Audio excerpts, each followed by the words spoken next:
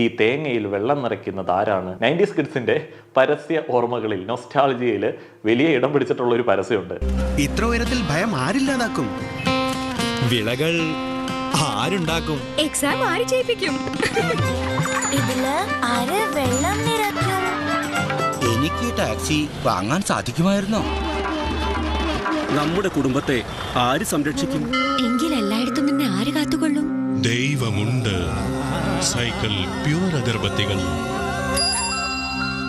ഈ ദൈവം, അതേപോലെ തന്നെ മതവിശ്വാസികൾ, പള്ളിയിൽ പോകുന്ന ആൾക്കാർ, ഇതെല്ലാം ഒരു കപടതയാണ്. ഏറ്റവും ക്രൂരന്മാരായിട്ടുള്ള ആളുകൾ എന്ന് പറയുന്നത് മതവിശ്വാസിയാണ്. കാരണം മതവിശ്വാസി ഒരു ക്രൂരനാണ്. അവൻ അല്ലെങ്കിൽ അവൾ പലതും കണ്ടില്ല എന്ന് നടിച്ചിട്ടാണ് ഈ പള്ളിയിലും അമ്പലത്തിലും രാമരാജ്യത്തിന് വേണ്ടിയൊക്കെ പ്രവർത്തനങ്ങൾ നടത്തുന്നത്.